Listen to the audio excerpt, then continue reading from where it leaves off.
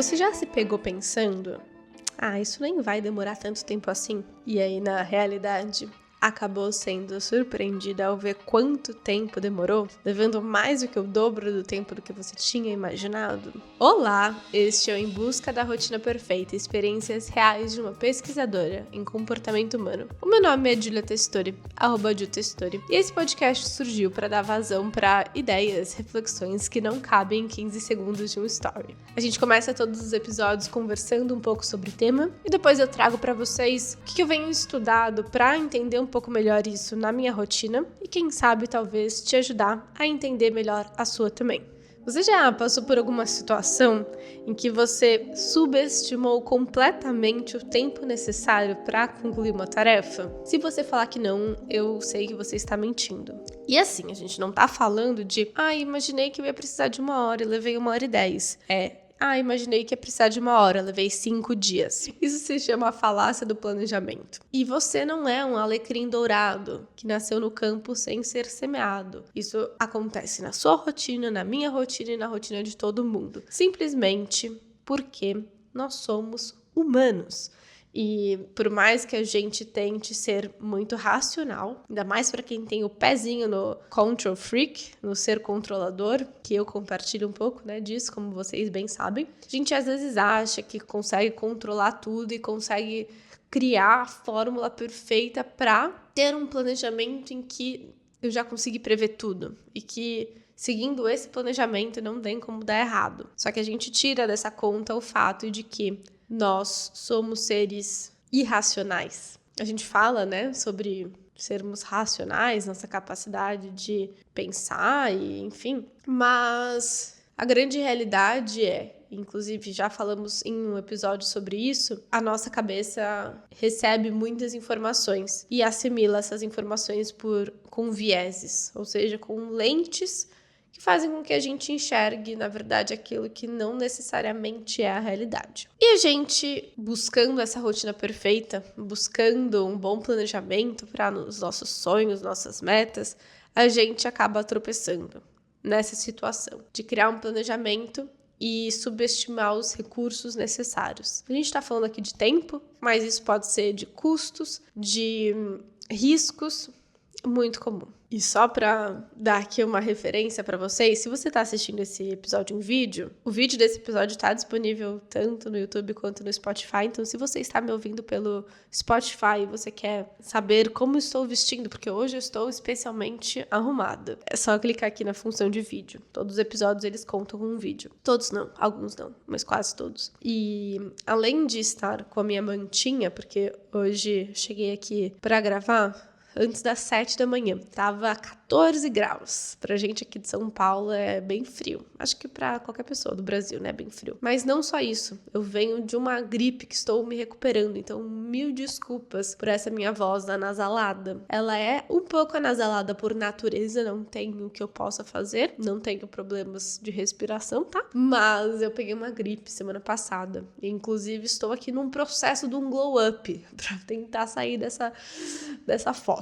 Mas voltando, durante uma das primeiras aulas da minha pós-graduação em neurociências e comportamento, eu tive aula com um querido, assim, uma pessoa que, se você é da economia comportamental, até da economia no geral, você já ouviu falar dele, o senhor Daniel Kahneman. Infelizmente, ele faleceu esse ano, mas ele é considerado o principal nome da economia comportamental. Ele tem um livro que se chama Rápido e Devagar, talvez você conheça, e outro livro chamado Ruído. Durante essa minha aula, ele fala sobre esse curioso fenômeno, a falácia do planejamento. E ele explica como que a gente acaba ignorando dados passados que poderiam oferecer uma boa bagagem para a gente criar um bom planejamento, mas que a gente escolhe ignorar esses dados passados, o que resulta em uma estimativa de tempo de planejamento excessivamente otimista. Inclusive, existe um viés, falei dos vieses, o viés do otimismo.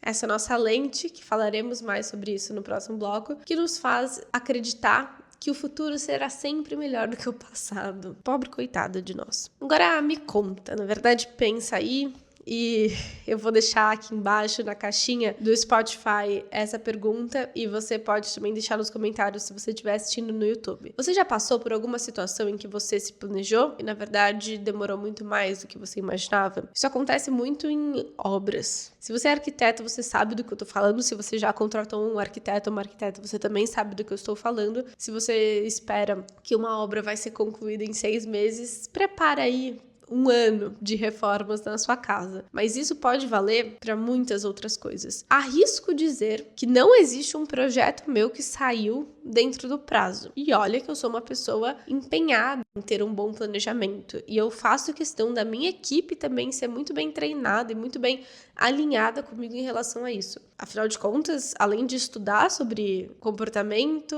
gestão de tempo e rotina, eu também dou aulas e recebo sócios dentro do nosso clube. Para quem não sabe, existe um clube de assinatura, Clube Rotina Perfeita, que você tem acesso a muitas aulas, programas de aceleração para criar sua rotina em 21 dias, salvar os seus estudos, conseguir criar sonhos autênticos, alinhados com a sua essência, enfim. Muitas coisas acontecem dentro desse clube. Se você quiser ser uma assinante, uma sócia do clube, é só clicar aqui no link abaixo. Ou seja, eu me preocupo com isso. E mesmo assim, eu arrisco dizer que nunca teve um projeto que demorou o tempo que eu tinha estimado. Um exemplo que eu acho que eu até já trouxe aqui pra vocês é esse próprio podcast. Ele veio ao ar muito rápido. Então, eu nem me planejei direito. Eu fui fazendo, eu pensei assim, quero fazer as coisas o mais rápido possível. E aí ele aconteceu em questão de semanas. Mas na hora que eu me planejo para, por exemplo, gravar um episódio, para, por exemplo, fazer minha pesquisa, roteirizar, subir as aulas,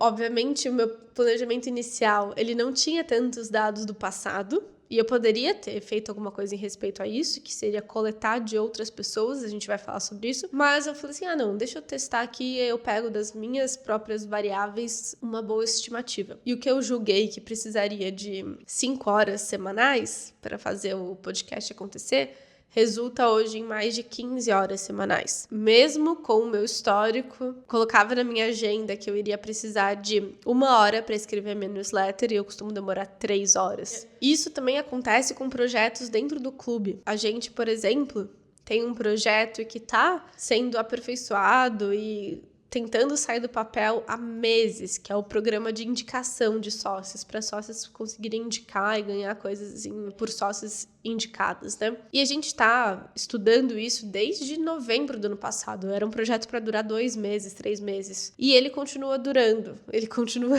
em fase de aperfeiçoamento. Isso é normal. Mas o que pode acontecer é que, às vezes, essa nossa dificuldade de um bom planejamento pode nos prejudicar de algumas formas. Já aconteceu com você de, por exemplo, você perder algum prazo no trabalho porque você imaginou que precisaria de X de tempo e você precisou de 2x de tempo? Isso em si não é o fim do mundo.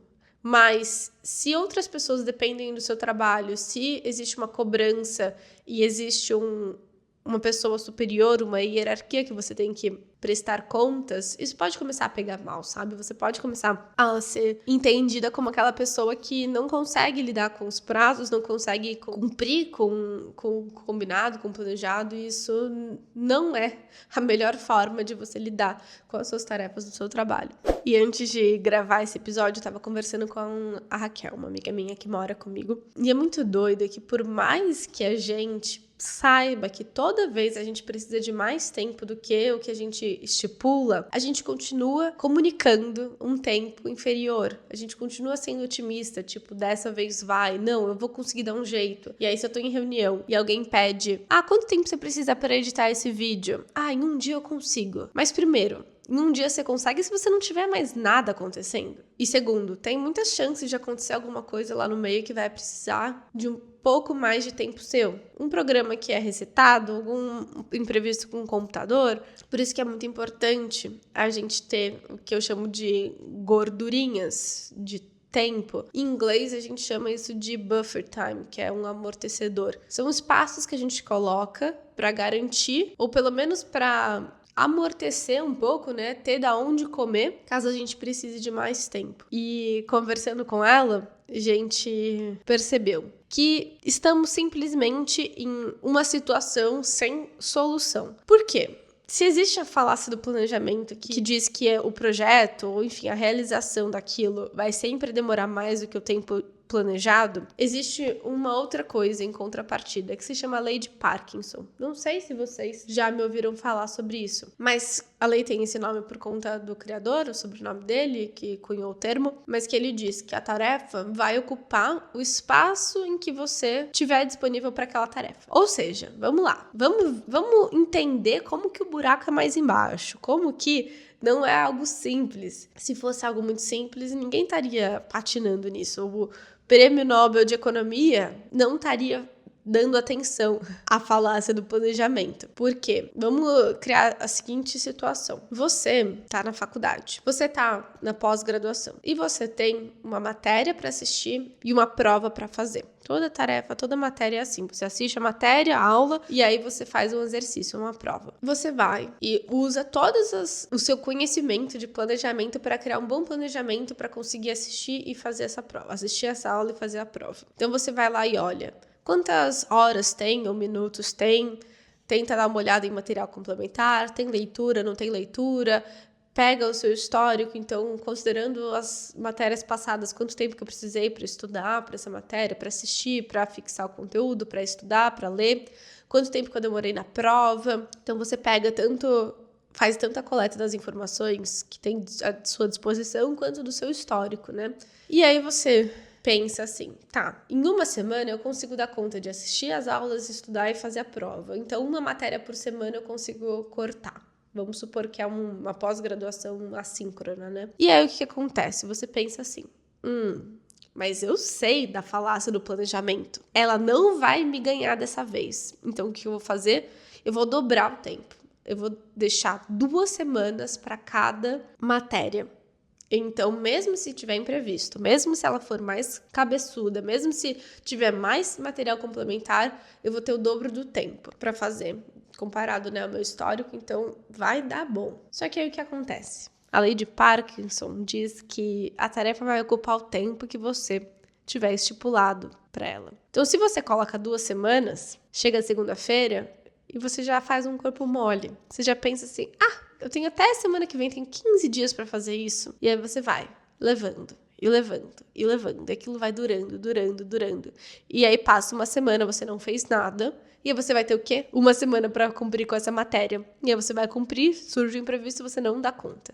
De novo, não venha falar para mim, ai, Júlia, mas eu sempre deixo as coisas para depois. Ai, Júlia, mas eu sempre tenho imprevistos, tenho 1 milhão de demandas. Você não é um alecrim dourado, não é só com você, meu amor. Comigo, com todo mundo. Por mais que eu me comprometa a evitar procrastinar aquilo que é importante de ser feito, por mais que eu tenha um cuidado redobrado com a falácia do planejamento, com todos esses conceitos, vieses que eu falo aqui, é difícil para mim. Então eu entendo que seja difícil para você. E a gente vai tentar entender aqui de forma um pouco mais prática. O que eu comecei a estudar para mitigar um pouco esses riscos? Quais ferramentas que a gente pode usar? O que a gente pode testar para criar um bom planejamento? Porque a partir do momento que a gente não cumpre com o planejamento, internamente a gente pode estar prejudicando a nossa autoeficácia. Então, a gente começa a nos enxergar como uma pessoa que não cumpre prazos, que não consegue dar conta do que tem que ser feito, uma pessoa procrastinadora, e a gente sabe, se você me acompanha aqui um pouquinho, o quão importante é você manter essa sensação de autoeficácia, né? A forma como você se enxerga eficaz. Isso é muito importante. Então, a gente não quer cair na falácia do planejamento, ou pelo menos criar planejamentos um pouco mais robustos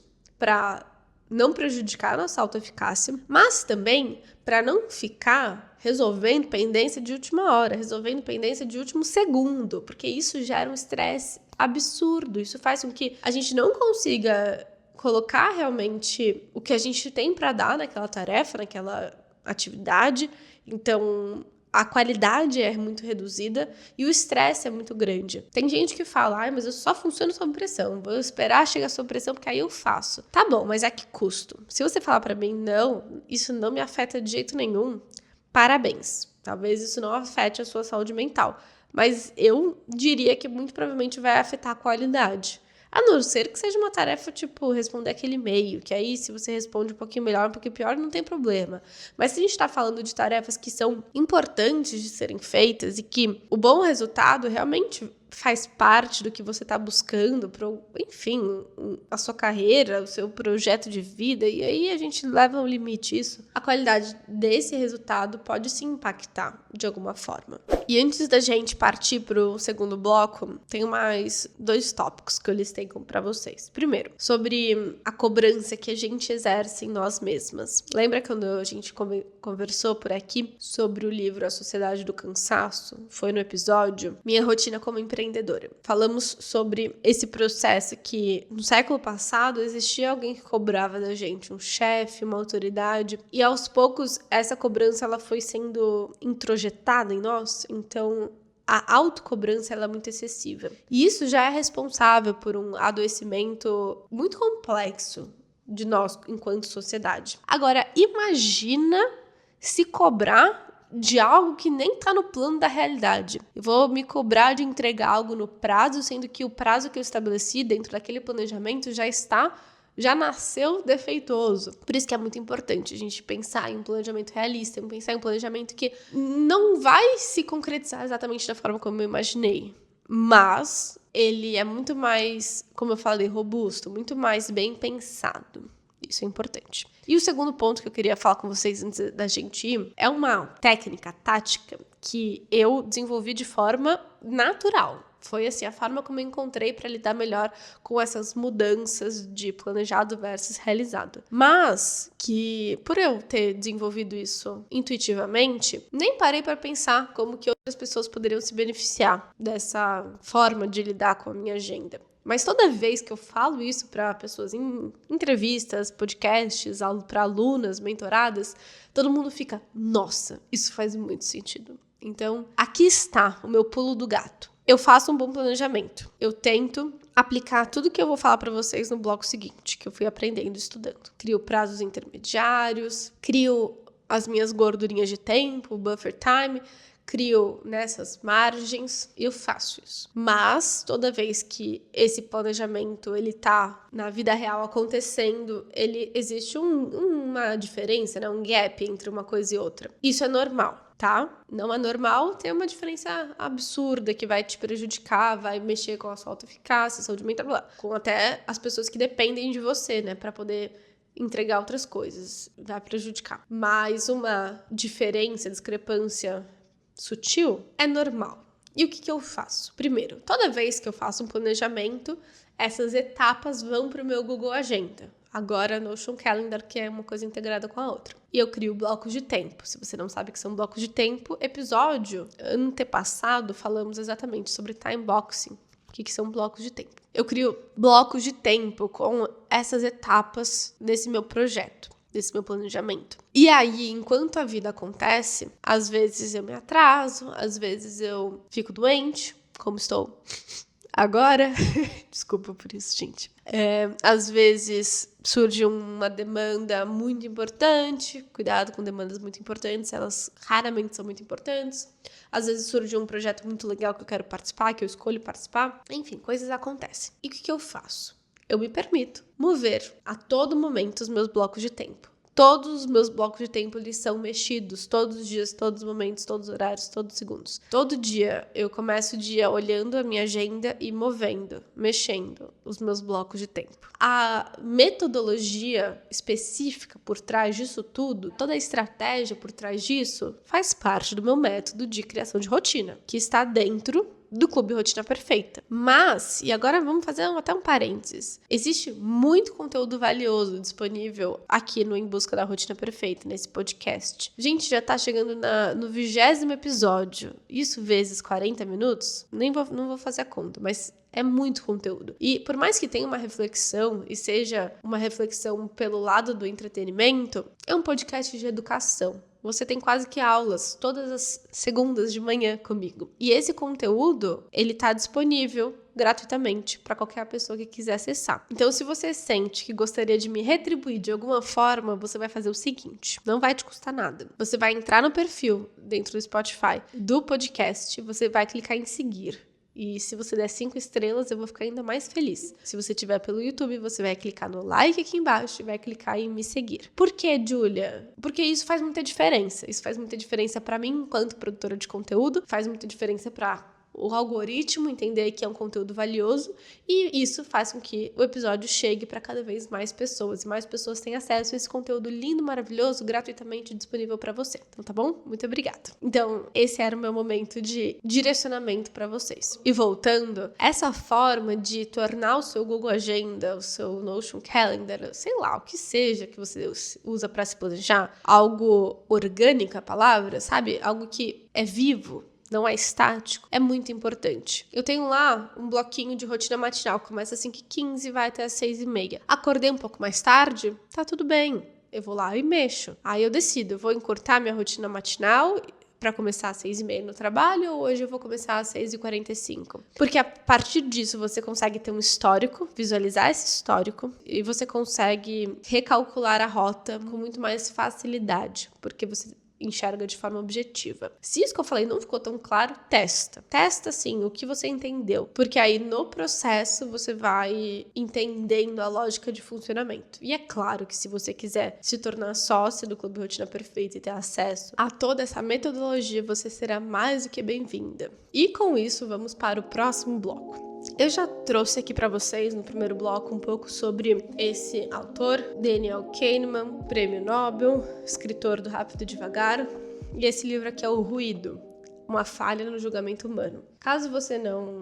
Se você tem algum tipo de interesse sobre economia comportamental, eu não sou economista, mas eu, durante a graduação, tive muito contato, né, dentro da faculdade de administração da USP. A ideia da economia comportamental surge justamente porque a economia, antes da economia comportamental, partia do pressuposto de que somos seres racionais. Então, a gente busca maximizar a nossa utilidade, um negócio assim, de forma racional. Mas a gente não funciona de forma racional. Então, buscando muito da psicologia, alguns economistas começaram a entender o processo de tomada de decisão como um processo que não é levado só pelo racional, mas às vezes por emoções, por vieses, é o que o livro fala dessa falha do julgamento humano, esse ruído na tomada de decisões. Um livro muito interessante e um pouco menor do que o Rápido e Devagar, mas mesmo assim é um livro grandinho até. E ele fala sobre esse otimismo exagerado na hora da gente fazer um planejamento. Ele fala o seguinte: muitas pessoas racionais, entre aspas, né? Não somos racionais, mas muitas pessoas que valorizam o planejamento falam que não existe sorte, existe um bom planejamento. Se você quer chegar lá, você não pode depender da sorte, você precisa de um bom planejamento. Mas ele mesmo fala, isso não é inteiramente verdade, porque muitas vezes as pessoas fazem conclusões, chegam em planejamentos, em ideias, sem ter as evidências concretas necessárias para chegar nesse planejamento. Quem disse? Segundo o que esse planejamento está correto? Isso me fez pensar bastante. E ele traz algumas formas da gente lidar melhor com isso. Um bom planejamento, ele tem uma visão interna e uma visão externa. Então, você vai olhar o que está dentro da operação, o que está dentro do negócio. Então, por exemplo, na hora de eu planejar meu podcast, eu vou olhar para as minhas capacidades de fazer, quais são as etapas necessárias, o processo mesmo da coisa. Mas você também pode ter a visão externa. E a visão externa pode indicar que, por exemplo, eu pergunto para uma amiga minha que tem um podcast, ela fala assim, Nádio, na verdade, para me dedicar, para ter um bom podcast, eu preciso de 20 horas de trabalho, se eu for fazer as contas, né? E no meu planejamento eu tinha colocado 5 horas semanais. Essa diferença entre o meu planejamento da visão interna e a visão externa do negócio é o que ele chama de falácia do planejamento. Ele fala que quando a gente cria um planejamento, na verdade, a gente está falando do melhor cenário possível. Que você não sabe se vai funcionar exatamente daquela maneira,